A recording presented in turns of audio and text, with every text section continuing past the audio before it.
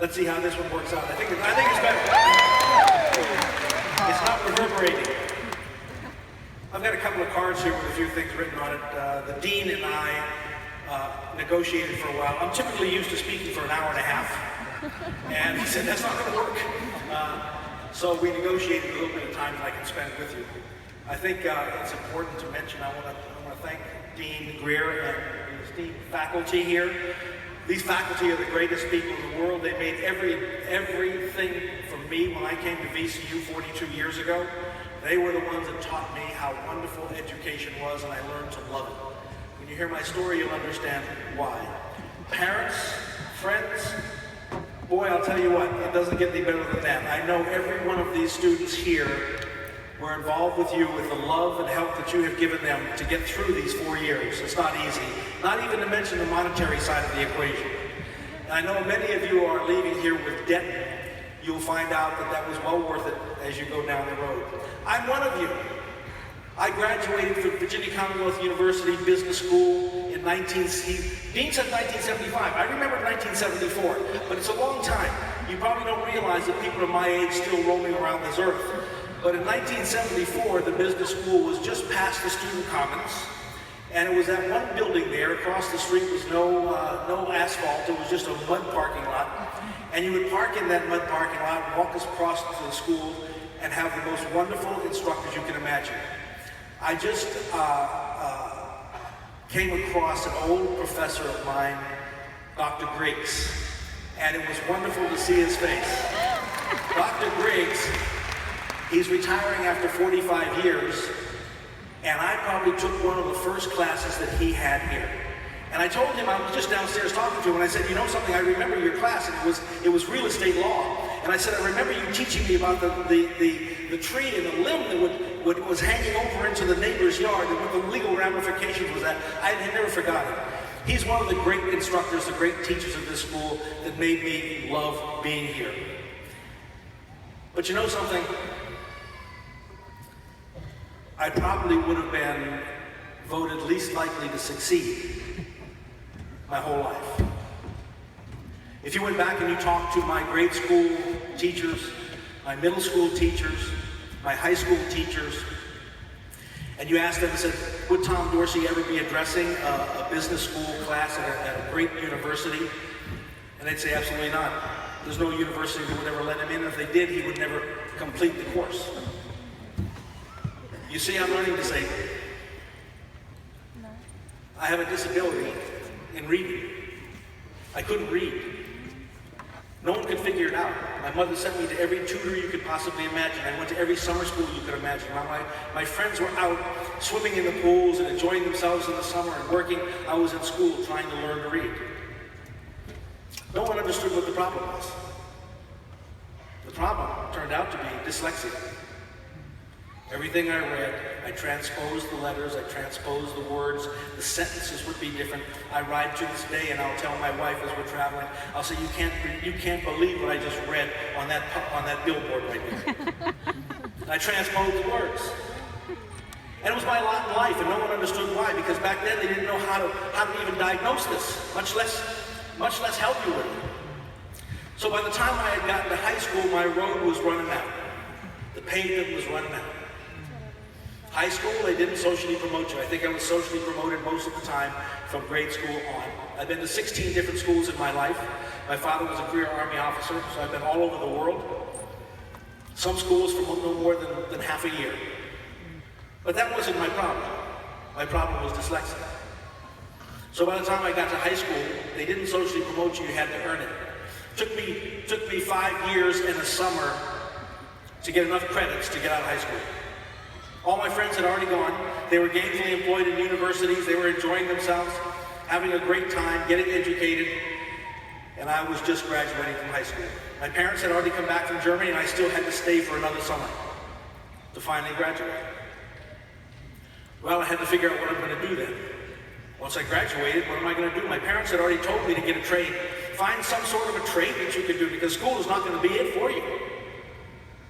And I thought to myself, all my friends have gone off to school, I need to do the same thing. I need to find some school that will accept me. And once I get accepted, I'll learn to read well. and I'll pay attention.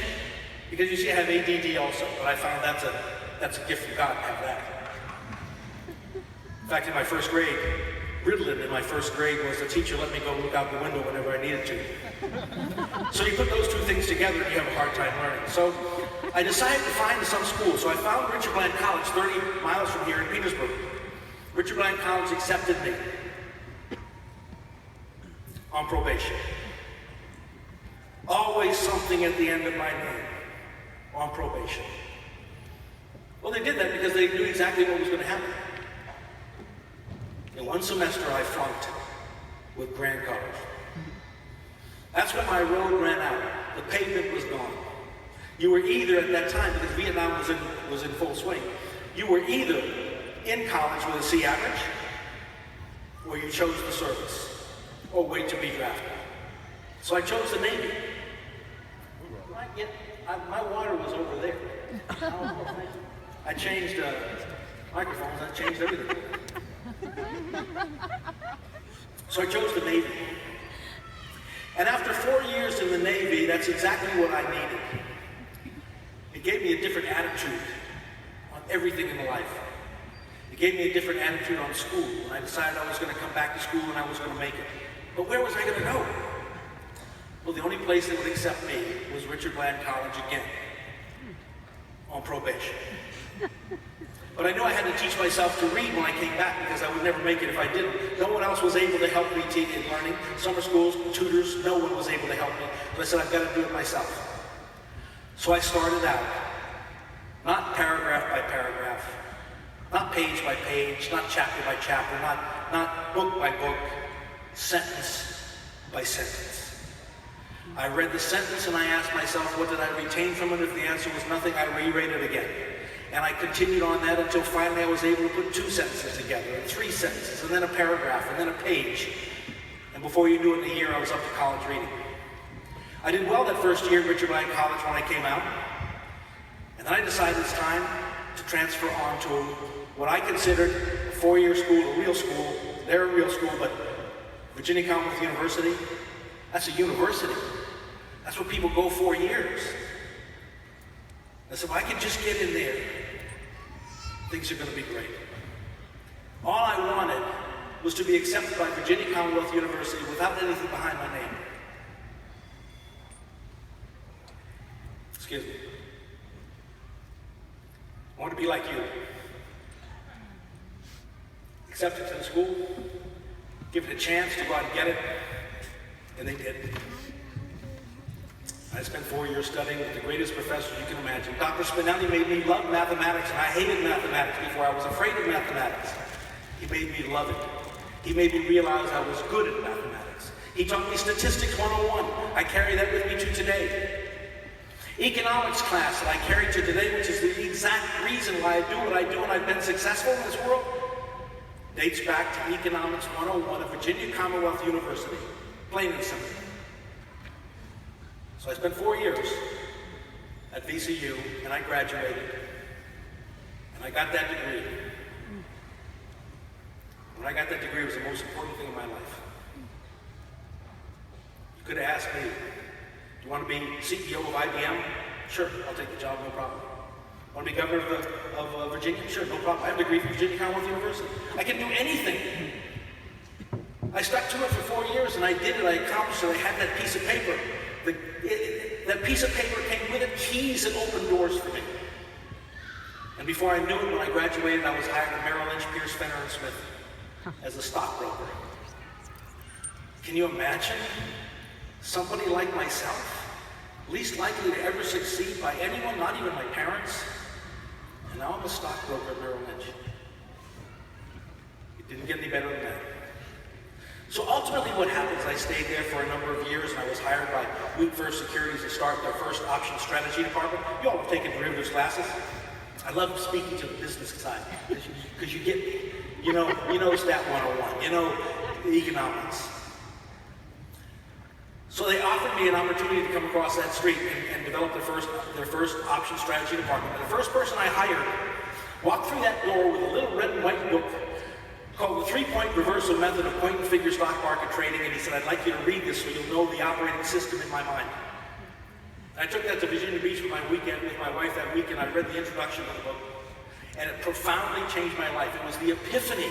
If you've ever had the epiphany, you'll understand exactly what I mean. That second, I knew why I was put here on earth.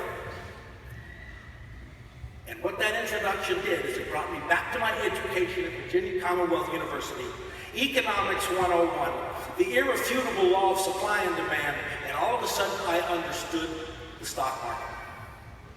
I also understood that this methodology that was a lost art and was developed by Charles Darwin in the late 1800s, I had to teach this to my brothers and sisters the rest of my life. I hadn't even learned it yet, but I knew I had to do that. And that ultimately led me to starting my company in 1987. So I started Dorsey, Wright Associates in 1987, and I ran that company for 28 years, and a year ago we sold it to NASDAQ. This is going to allow us now, when we're the Fortune 500 company, to reach the stars. And it was an interesting trip. And along the way,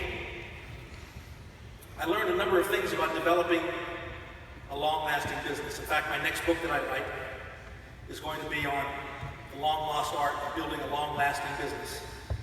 I gave that speech in Las Vegas a few weeks ago, and I've taken that speech and I've taken it down to 5 points that I want to bring out for you today on your graduation to help kickstart you.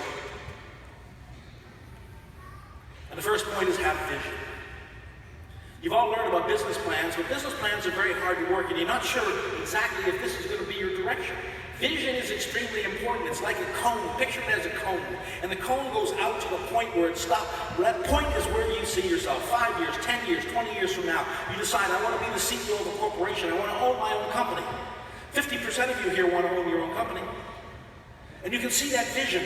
But as it comes back in this cone, it gets wider and it gets wider and it gets wider, and it gives you more flexibility to move within that vision. But vision is important. And once you have vision, the plan falls into place automatically. An example of that would be John F. Kennedy, our President of the United States, in 1961. He said, we're going to put a man on the moon by the end of the decade. Congress looked at it and said, we don't have the money to do that. The technology group said, we don't have the technology to put a man on the moon and bring him back safely. Come on. In 1969, we put a man on the moon and brought him back safely. Buzz Aldrin. Vision is my company. I decided I was starting my company by age 40. That was my cutoff. That's where the cone came to. I was Senior Vice President of Wheat First Securities, a department head, a job many people would love to have. And at 39 years old, I turned my resignation in. I had a pregnant wife, 2 young sons, no money, $90,000 borrowed. And with my right-hand man in my option department, we went down the street and started Dorsey, Wright Associates. We had a Tandy 3000 that's now in the Smithsonian Institute, doesn't run anything. You probably don't even know what floppy disk is. I mean, that's the floppy disk days. We had a secretarial desk and a couch. That was it. But we had a desire to teach. And for me, teaching was what it was all about. If you cut through all the chase and you said, let me watch a video of Tom Dorsey from the age 12 up until now, and I'll tell you who he is. And if you watch that video, you'd say, he's a teacher. That's what I am as a teacher. And everyone who was hired at Dorsey, Wright Associates, and half of which is from VCU, also have to be teachers. Because that's what we do, and that's how we've succeeded, to help other people. So have vision is the first thing. Ralph Waldo Emerson once said, make yourself necessary to somebody. He didn't say find a job that you love and go work on your passion and code work early and leave late. He said, make yourself necessary to somebody. That word necessary is the important word. I saw an example of that the other night when I was at my son's pool hall, and I was at 9 o'clock outside between games, and I was talking to some friends, and I heard this lady, an older lady named Lori, on her cell phone. And she was talking business. And when she finished the business, I asked her, I said, Lori, I said, what were you doing on the phone? It sounded like you were talking business. She said, I was. She said, I'm a dispatcher. And I knew she used to be an 18-wheel truck driver until she got too old to do that, but now she's a dispatcher. She said, I told them that whenever they need me, they can call me. If they need anything, they can call me at night. If I'm asleep, no matter where it is, if they need anything, I'm there. I said, Laura, you just made yourself necessary to that company. That's absolutely essential. Never forget this. Wherever you start working, make yourself necessary. Next, take the ordinary and make it extraordinary. There are so many things out there that you see every single day. You all are so technologically advanced, it isn't funny. At Dorsey, Wright Associates, I used to have an under 25 group. In the summer, I was the only one to be in the group over 25. And I would ask them questions. What are you doing to get up in the morning? I grab my cell phone. Well, what do you do then? I go to Instagram, I see if my friends put any pictures up. Then I go to my emails, and then I go. It's interesting to find out that you all are so tech savvy. Now interns at Dorsey, Wright Associates are there to help teach people like myself. So you'll find things like the telephone. Alexander Graham Bell came out with the telephone, and along the way people have looked at that telephone and they found ways to make it better, take that ordinary and make it better. Now you all have a cell phone in your pocket that has more technology and more computerization than we had when we put a man on the moon and brought him home. But somebody out there right now is watching that iPhone or smartphone that you have, and they're looking at it trying to make it better. An example of take the ordinary and make it extraordinary is one of your fellow students, Jesse Kirk, who was in the business school, and he was president of one of the business fraternities. He was an intern at Dorsey, Wright Associates, and he finished his internship. He had graduated, he was ready to go to work, and he took me to lunch, and he said, Tom, he said, I'm thinking about going to work for West Vaco. I said, Jesse, how old are you? He said, 21. I said, why do you need to get into the business world right now? He said, what do you suggest I do? I said, I suggest you go to China and teach English for a year. Then when you finish teaching English for a year in China, go to Australia and bartend for a year. I said, then get a backpack and work your way around Europe for another year. I said, now you've got a resume that I want to see as a CEO of a company. Now you've taken the ordinary and you've made it extraordinary. So what did he do? He went online, got himself hired, went to China, taught English for a year, then went to the home office in Shanghai, started a small business to help some American corporations fill paperwork out to come work in China. During this time, he learned Mandarin Chinese fluently. I said, how did you do that, Jesse? He said, well, next to my apartment complex, there is a restaurant where I always ate, and I got tired of pointing at this picket. It's the only thing that I knew tasted good. So he said, I just pointed at that every day. Then I started carrying this little pad around my pocket and started taking notes. He said, you have to want to learn it, and you have to have the necessity. He said, in my building where I lived, no one spoke any English. They would invite me over for dinner. It was all Chinese. Well, he learned Chinese fluently. When he came back and he put his resume into a medical technology company, and they looked at that resume, he went to the front of the class. He was the first one hired. This is the guy who has made himself extraordinary. He went to the front of the class from people from UVA, Harvard, Yale, Dartmouth. It didn't matter. He was a Virginia Commonwealth University graduate that had made himself extraordinary. So the one thing that you might make extraordinary is yourself. Think about it. Take the ordinary and make it extraordinary. Next, you can do well and you can do good. As you all have learned in business, the profit motive is definitely there. You cannot run a corporation unless you make a profit. So number one, I got to do well. So I can support my company, I can support the people that work here at this company, that's number one. But you can also do good. There are things that you can do for the homeless, for the environment, for your neighborhoods, your communities. You need to be working at doing that also. You need to do good along with it.